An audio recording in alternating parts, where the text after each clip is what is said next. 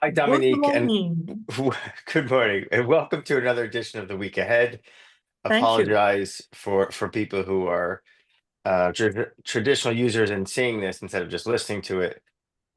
Small issue with my camera, so I'm doing this through my phone, but we're still taping it through the computer. So get a wide angle. Um, so let's kind of dive right in. Um, Obviously, we had the Fed this week. We have a lot of interesting things with the Trump administration, as always. What were your key kind of takeaways from this past week? So the Fed really is important. At some level, it did what I expected. No change in policy. Two cuts in this year in the SCP, but um, it introduced a very important policy dilemma, which is contrary to my expectation, and despite the fact that they see enormous policy uncertainty, uh, they changed the SCP to show a stagflation light scenario. What I call stagflation light is slower growth and higher inflation.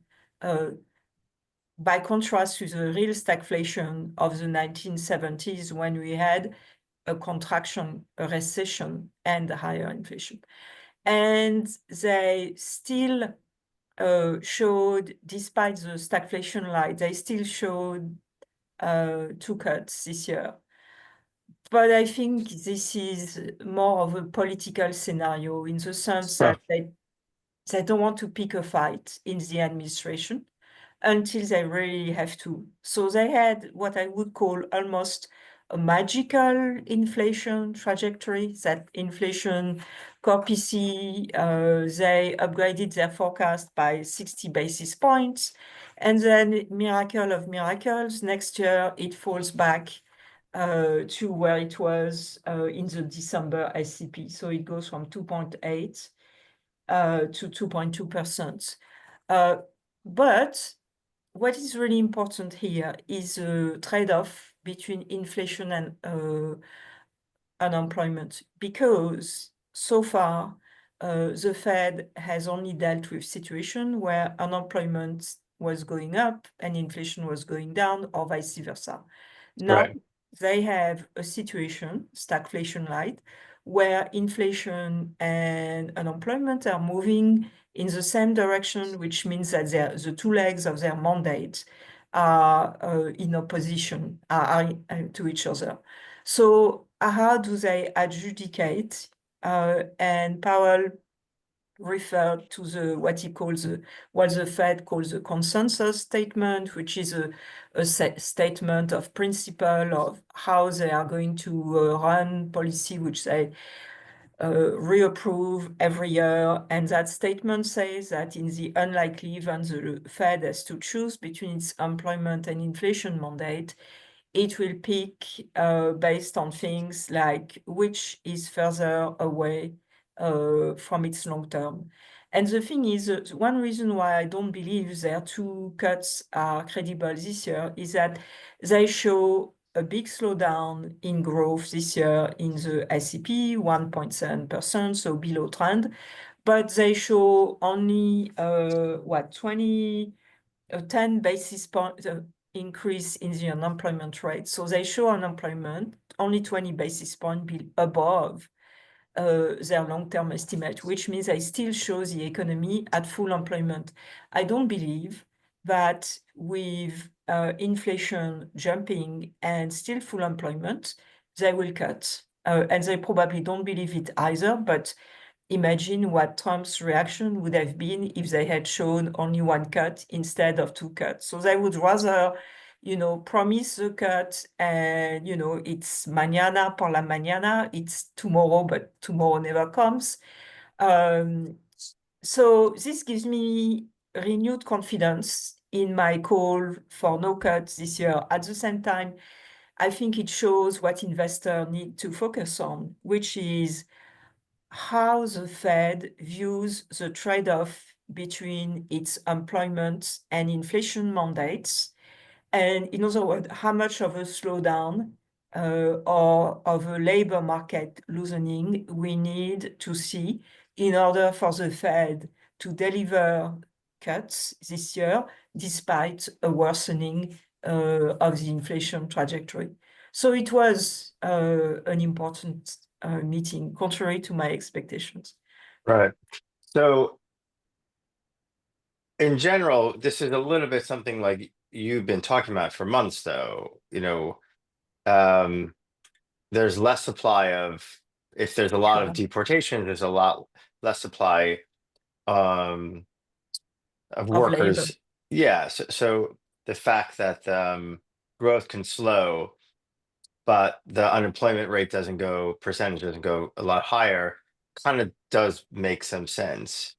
Um, but I guess if unemployment rate doesn't go much higher and inflation does go a bit higher, how can they get away with um not cutting? Like sorry, how can they get away with making those two cuts if we're still close to full employment and inflation is heading higher? And I guess I can understand. 100%. Yeah, so why haven't people brought that up more? Because, and understandably so, whenever the Fed goes on the one hand, on the other hand, and one hand is market friendly and the other hand is less market friendly, surprise, surprise, the market focuses on the one hand. I also think that what is going on is that the Fed and the market have a different view of growth prospects this year. Yeah, I think, yeah, that has to be the answer. Um, and I think it's almost like, well, payroll, like employment rate is not that important because there's less supply. So the economy can be slowing, which is how they're saying, look, growth is slowing. It's going to actually be below trend. So maybe we do have to cut. And that's why we're Exactly. kind of, and of those three factors, the unemployment rate is kind of like the least important because you have another factor pushing against that, which is the lack of supply. Um, From okay. the Fed perspective, definitely, but I think the market, so there is this difference in growth, which, by the way, our LLM, Fed LLM index shows we have a decoupling between the 2-year yield and our LLM. And if you look at what's been driving our LLM, it's BE, break evens. And since the 2-year nominal is break-even plus real, the decoupling has to reflect weaker expectations of growth by the market. So there is that, and there is also the fact that the market still doesn't get that lower NFP do not necessarily mean higher unemployment, while the Fed is all on it because it's a contentious topic, they haven't stressed too much the positive impact of immigration on growth. And basically for Right. them, it was a positive supply shock, but they've been on it since day one. And now that nice Getting supply, unwound. Yeah. yeah, is reversing. They are anticipated the impact. So basically, what they are seeing in their growth slowdown is more a slowdown in the trend, in the supply side, in the sustainable growth rate, than an opening of an output gap, than demand falling short of supply. And of course, in the first instance, they can't cut that much or Yeah. so. A few clients raise this idea that are like LLM or other ways of assessing central bank policy, and why that's somewhat been a little bit difficult to use as a in the last 2 months as a driver of 2-year yields is because you have these tariffs coming down and the Fed needs to prepare for that, but the sensitivity of the economy potentially to the stock market is very high. And while the Fed is saying, yes, we know this thing's coming, so we're a little bit concerned about it. Um, stock market is like, whoa, this is, it also got caught, maybe it was expensive, whatever, but the stock market coming down 10-15% of NASDAQ or whatever, the that's helping to drive 2-year yields, maybe even more than the Fed. For sure. And Powell, during the presser, said, yes, financial conditions are important, but they have to change in a sustained manner. So the economic time and Fed time is much, much slower than market time. So that's another perception gap. And one more thing to add about this employment inflation policy trade-off is that, of course, against the backdrop when inflation expectations are going up and Powell has stressed it's all fine, it's just short-term inflation expectation, but you wouldn't expect him to say otherwise. No central banker is going to tell you that inflation expectations are de-anchoring, because this would be an admission that he's failed at his job. So he's saying it's all fine because long-term inflation expectations haven't moved, they are consistent with our 2% inflation target. In reality, is likely to be very concerned, and that's another reason to be less responsive to a slowdown in growth than an increase in inflation. Right, right. Tricky one. Okay, and then the upcoming week, what's kind of your key things and thoughts? So upcoming week, it's I mean, in terms of data, most important is personal income and spending, because that's where we see whether the increase in savings that we saw last month that drove the contraction in spending, because income growth was actually very strong, whether that reverses. And that's what the market is predicting. Mhm. If the consensus is right, it would go in my direction that the underlying economy is strong. It's just the administration chaotic, policy implementations that's increased uncertainty, and but maybe the chaos is becoming smaller as I'm Mhm. expecting, and people Right. are getting used to it. So you have that.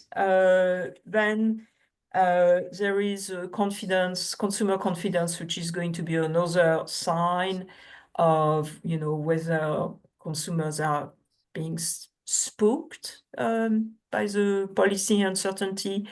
The market, the consensus is predicting a weakening of confidence, which is a bit inconsistent with the recovery in personal spending that they are expecting. So let's see, there is possibly a positive surprise there. So that's data-wise. And then in terms of Fed, we have, I believe, 7 speakers.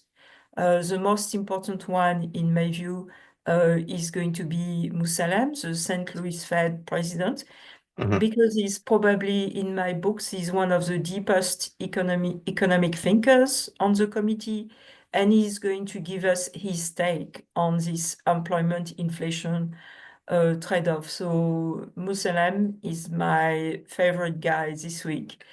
And then, of course, we have the preparation for Liberation Day. So Andrew, Liberation Day is on April 2nd, and it's when we find out about the reciprocal tariff. Um, as you know, and I have highlighted in a formal note to client, the US Trade Representative, who has just been confirmed at the end of last month, wants to give more structure, more process to trade policy. And he's brought on his side the White House Chief of Staff, who has a very strong relationship with Trump. Mhm. And so this is going to be a test of my view of that these two, and I think the rest of the economic cabinet, because I cannot criticize their boss in public, but obviously they have to be worried about the impacts of the policy announcement on confidence.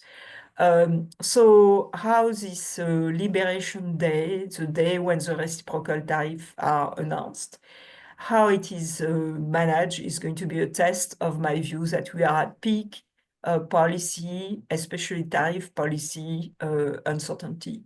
So that's something else to watch for next week.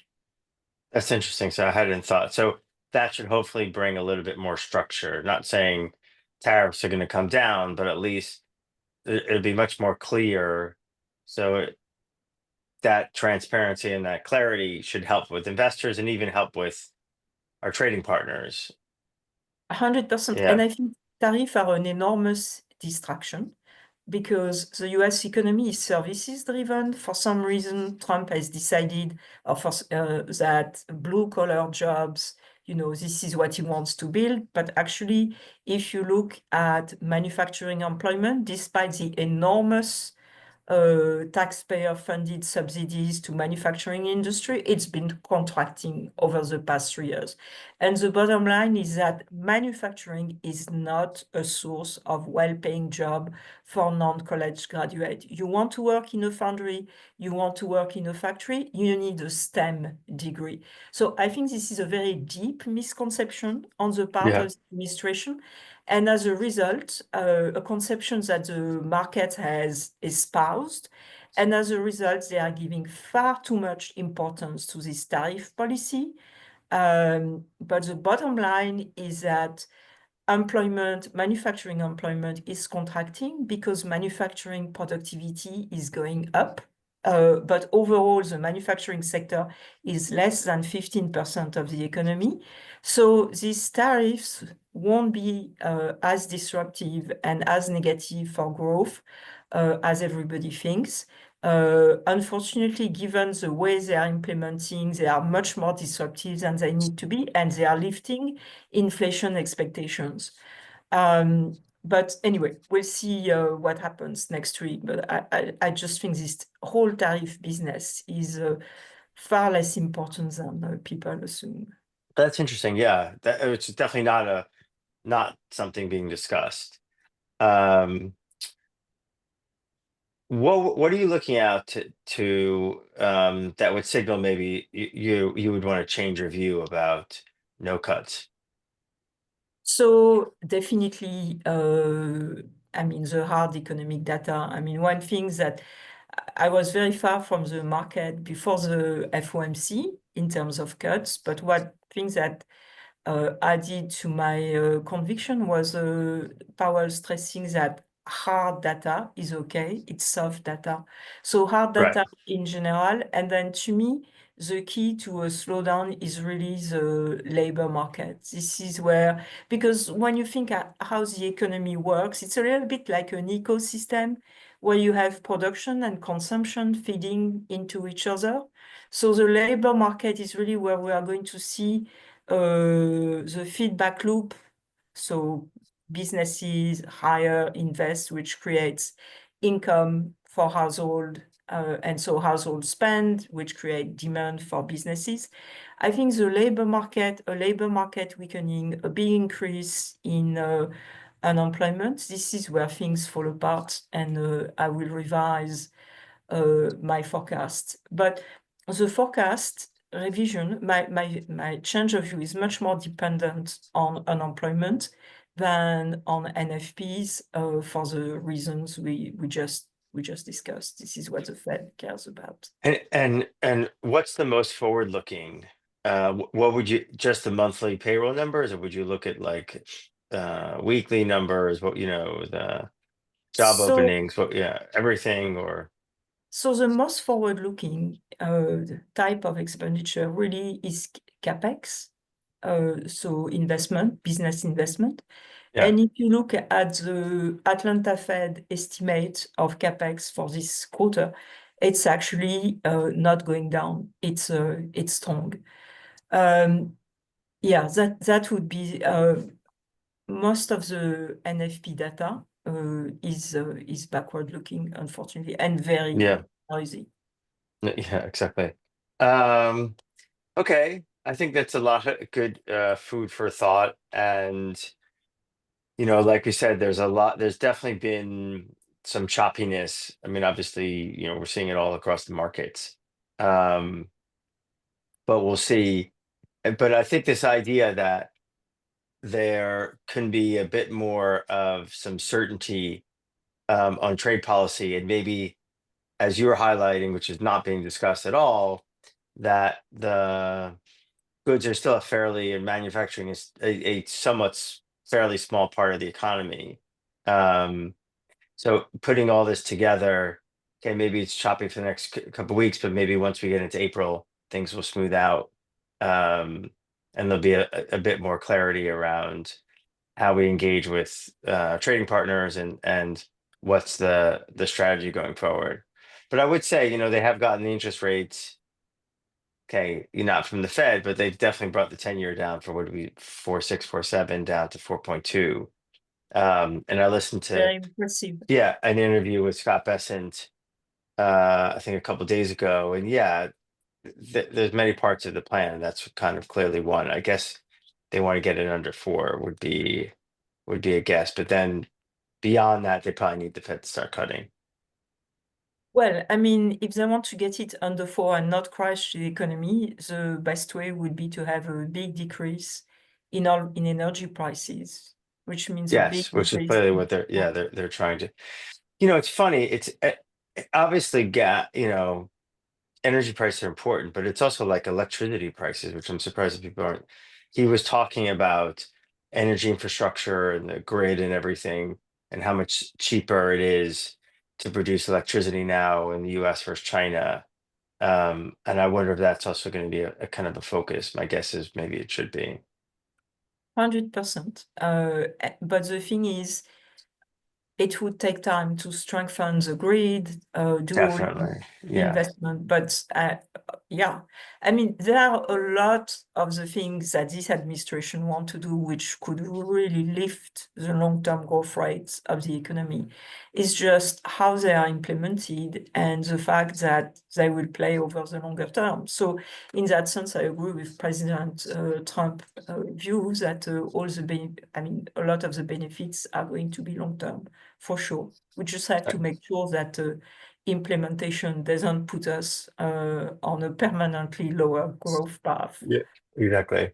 Okay. So, and then just to highlight a few pieces during the week, um, Varesh just and the team just released a piece on AI, and I guess we're kind of looking at the different. Obviously, there's a lot of different models out there, different models, the performance. Um, what about all the investing capex? Obviously working with NVIDIA, the global rates weekly. Kind of addressing some of the questions, obviously around all the investing that Europe's talking about doing, and how they're talking about executing on that. Stagflation light, I guess, was talking about the US. Henry had a bunch of pieces, a lot of stuff on the labor market in the UK. Um, let's see, some stuff obviously on CPI, or inflation in Europe. Uh, Caroline addressed, which was a good closing of our bullish Turkey trade a few weeks ago. Her view is, for now, just continue to sit on the sidelines if we can, and wait for things to play out. And so far, I think she looks like it's right. Um, yeah, we have a couple new FX trades. Euro Kiwi, and I know one of Ben's favorite trades that he really likes is the long Naki Staki, and obviously a whole bunch of stuff. We updated our event monitor, adding new products in there, and a lot of stuff. We've got a lot of questions, particularly this week, around all the AI central bank indice work. We will be releasing stuff soon about topic modeling. So this is understanding the different kind of intensity of each of the central banks focus on different topics, which I think will be super cool. And yeah, and wish everyone a great weekend. Yeah, good luck, everybody. Awesome. Thanks.